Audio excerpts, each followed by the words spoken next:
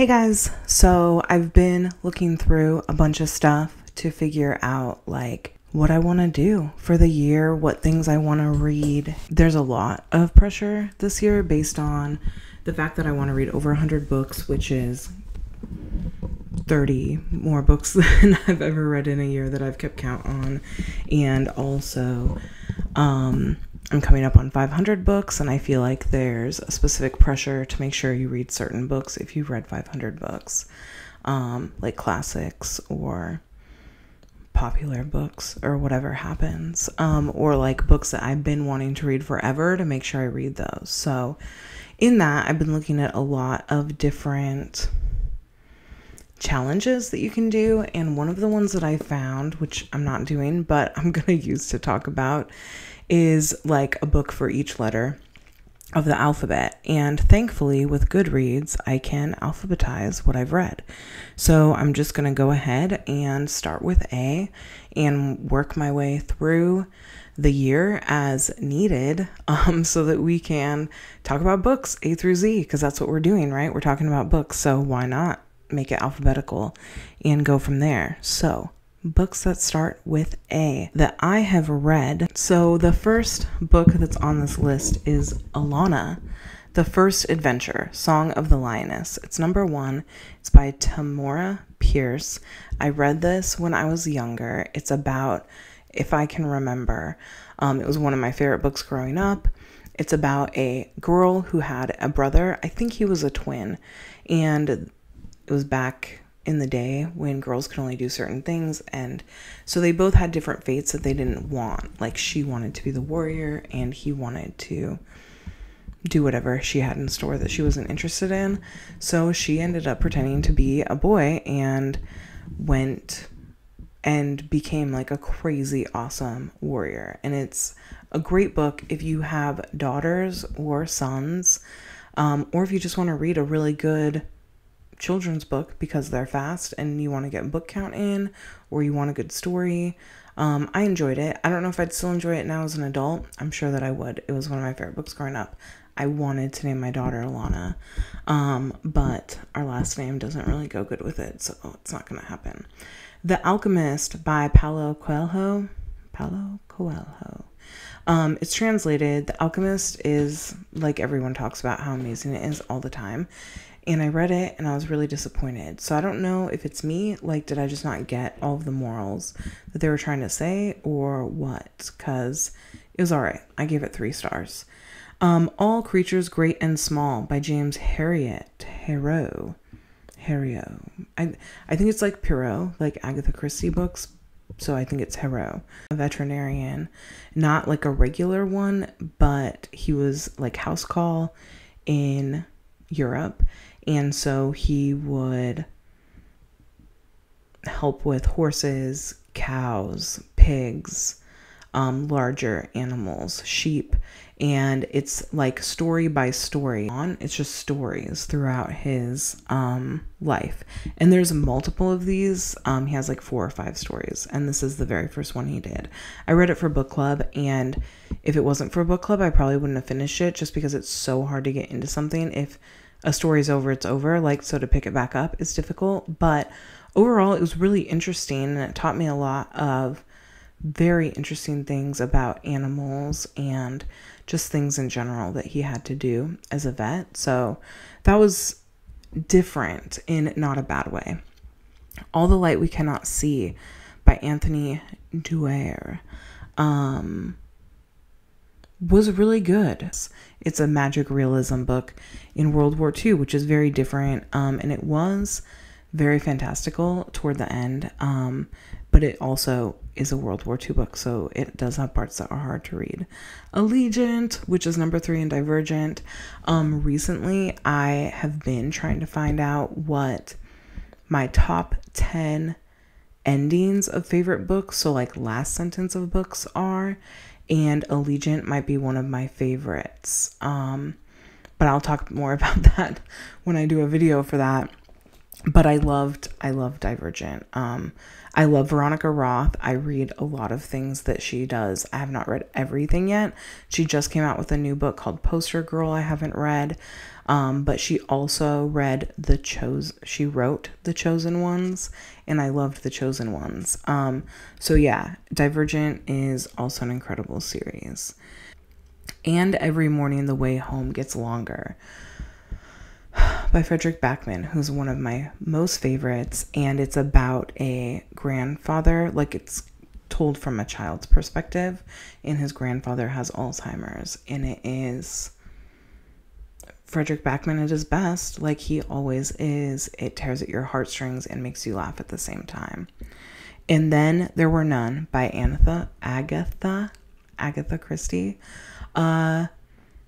This book is scary. So I say that, like, obviously it's Agatha Christie, it's about a murder, but it has a like poem that goes along with the murders, and those get stuck in my head. Poems and like lullabies. No, I'm not okay with that. So I read it, but I was scared.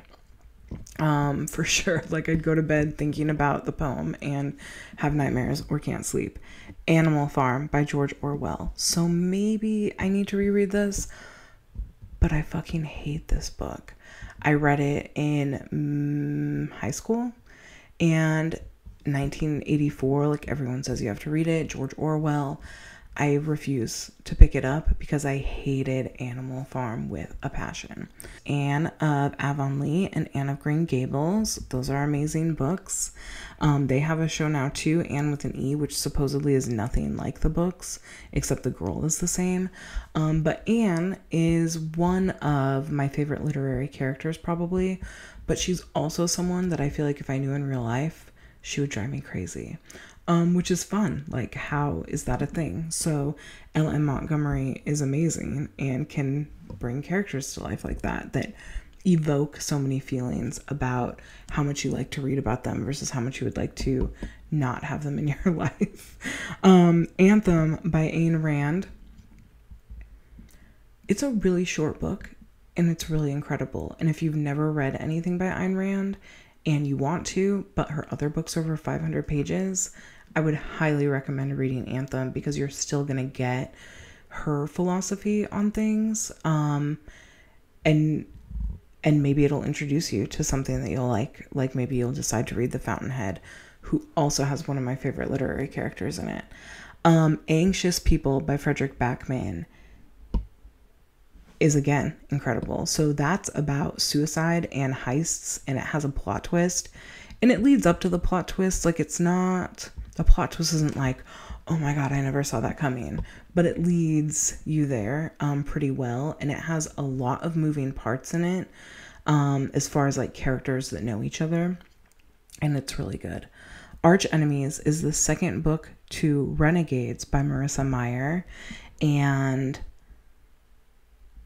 I mean, it's the second book, which means it's probably my least favorite, because the first and the third were the best to me. But Renegades, the whole trilogy, was my number one last year for books that I read.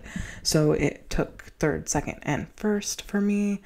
So it's about superheroes, and there's a lot of political aspects. There's a romance, a ton of action, crazy plot twists.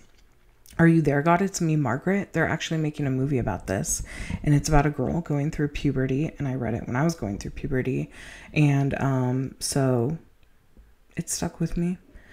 Ariel, the restored edition, is poems by Sylvia Plath, and I just read these, and they're not bad.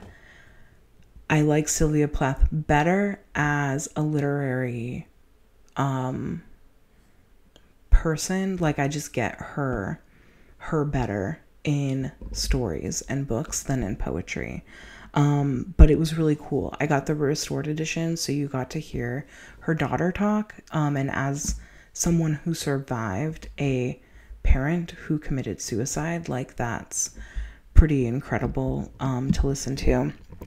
Aristotle and Dante, Discover the Secrets of the Universe and Dive into the Waters of the World by Benjamin Alir Sains. Sands is also amazing. So this is young adult too. It's about two people that fall in love. And then in the second book, Aristotle, who's one of the people that fall in love, kind of becomes his own person. So the first book is more about them, Aristotle and Dante, falling in love, and the second book is about them navigating that love and Aristotle coming into his own with his family's support and his friends' support to be like, I'm okay that I am a gay man and life might be hard, but I'm good with it.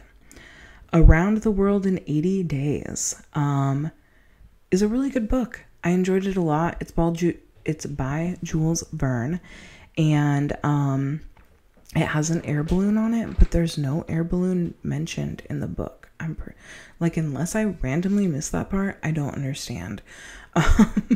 So there's that, but there are a lot of cool parts where he does different things in India, and he rescues a woman, and he has this crazy butler guy follow him around, and they do very risky things to get home.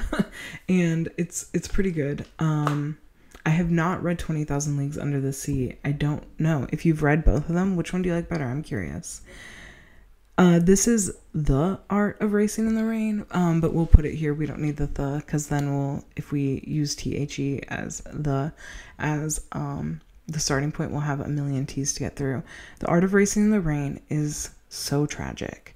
It's written by a dog's perspective, but the owner of the dog is just put through so much shit, like losing his wife and then losing custody of his daughter, amongst a lot of other things. So it's really sad and heartbreaking. And then other things happen even that cause the dog distress. But the main point of it is how much he loves race car driving. He watches the TV, and so his owner puts it on for him, and he watches race car driving, and he's in love with it. The Art of War is really interesting because it's very dry and it's very 100% about war, but it's crazy how many of those war aspects can be utilized in life in general, like in things that you do in everyday life to protect yourself and make sure you're setting yourself up for success. So I understand why it's recommended that everyone read it. Artemis by Andy Weir is about a heist on the moon. It's his second book. So we started with The Martian. Project Hail Mary just came out. Artemis is in the middle. It's gotten way less hype than the other two books. It has a girl main character, which he hadn't done before and hasn't done since, as far as I know. But it is...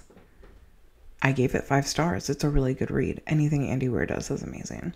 The Astonishing Color of After is about a child, she's not a child, she's a teenager, and her mom dies, and she goes to Thailand and she keeps seeing this bird, and she believes the bird is her mom, and she needs to free this bird or do something with this bird in order to free her mom so that her mom can go to an afterlife.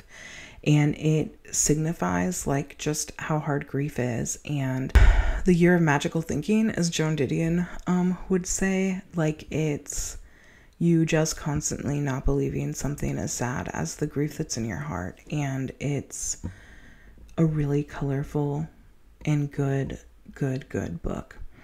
Astrophysics for People in a Hurry. I listened to this. If I read it, I would have been so lost, I'm sure, but it was really interesting, and space in itself is interesting. It was very educational.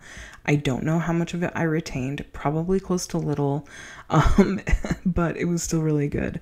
Atlas Shrugged is Ayn Rand's biggest book. It's where Who is John Galt comes from. It's about Dagny Taggart, who runs a railroad company. It's about communism and people trying to push themselves while other people bring them down. It has a lot of political aspects, as everything that Ayn Rand has.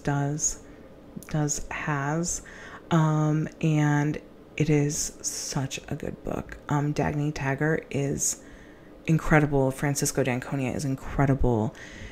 Ayn Rand just has, God, she's just so good at making characters that you love and putting them in a world where you can see really everybody's point of view and the aspects of everything. She's very realistic in everything she writes, and it's incredible. We're almost done. So last but not least is Atomic Habits by James Clear is incredible. And I don't have it yet, so I listened to it, and I really want to get it and start doing what they practice in the books. I have started like what I can, like here and there. I remember, oh yeah, he says to do this, so I'm going to do that or whatever. And it has been really incredible. So like one of the things that he says is, if you want to do something and you don't want to do something, then tell yourself you're not going to get to do the thing you want until you do the thing you don't want.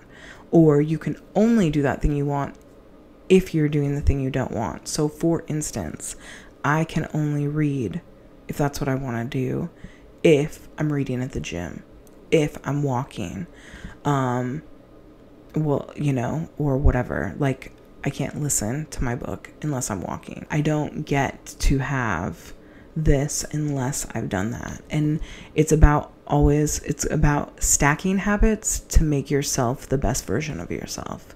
And it is such a fantastic tool. So those are some books that I read that start with A.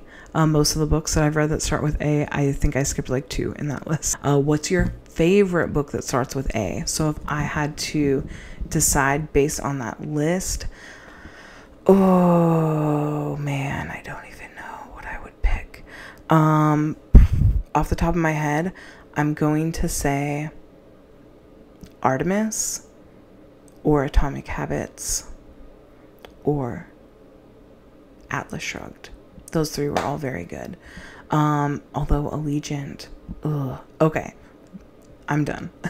They're good books. And if I picked one I hate, it's obviously Animal Farm. Thank you so much for coming and talking about books with me today. Hit like and subscribe if you liked this video, and have a great day. Namaste.